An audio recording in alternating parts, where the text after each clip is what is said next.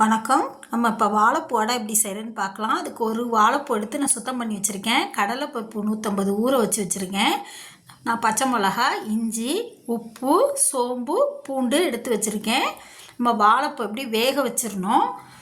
இருப்பு சட்டியில் தண்ணி ஊற்றி நம்ம வாழைப்பூ போட்டு நல்லா வேக வச்சு எடுத்துக்கலாம். அது வேகிற டைமில் நம்ம இங்கே இது அரைச்சிக்கலாம்.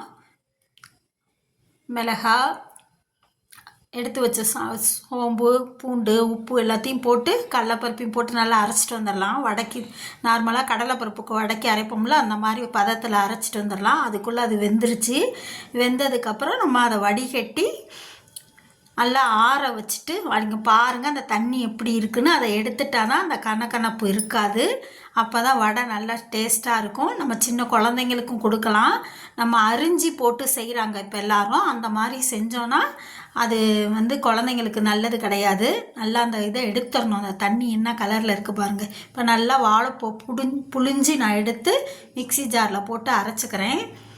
அரைச்சி வடை மாவோடு சேர்த்துக்கலாம். நல்லா அதில் தண்ணி இருக்கும், அதை இறுக்கி புளிஞ்சிடணும். அப்போ தான் நல்லா கெட்டியாக மாவு இது கிடைக்கும் நமக்கு.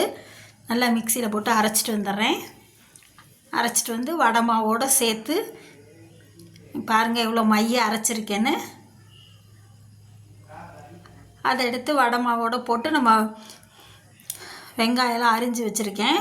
வெங்காயம், கருவேப்பிலை, கொத்தமல்லி தழை எல்லாத்தையும் போட்டு நம்ம பிணைஞ்சி நம்ம நார்மலாக வடை தட்டி அடுப்பில் எண்ணெயில் போடுறாப்புலே போட்டு எடுக்க வேண்டியதுதான்.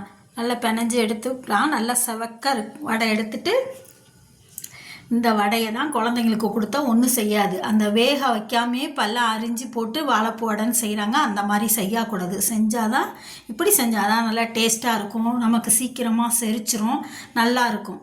அந்த மாதிரி செய்யக்கூடாது. 2 பக்கமும் வடை செவந்தோன்னே நான் எடுத்துக்கிறேன். மேலே ஸ்கிரிப்பியாகவும் உள்ளே சாஃப்டாகவும் இருக்கும் இந்த வடை. இப்படி இருந்தால் தான் நமக்கு நல்லது. எங்கள் சேனல் பிடிச்சிருந்தா சப்ஸ்கிரைப் பண்ணுங்கள், லைக் பண்ணுங்கள், ஷேர் பண்ணுங்கள். பாருங்கள் சுவையான டேஸ்டான வாழைப்பூ வடை தயார். வாங்க சாப்பிட்லாம். வடை பாருங்கள் உள்ளுக்குள்ளே எப்படி இருக்குன்னு. உள்ளே சாஃப்டாக இருக்குது, மேலே ஸ்கிரிப்பியாக இருக்கும். தேங்க்ஸ் ஃபார் வாட்சிங்.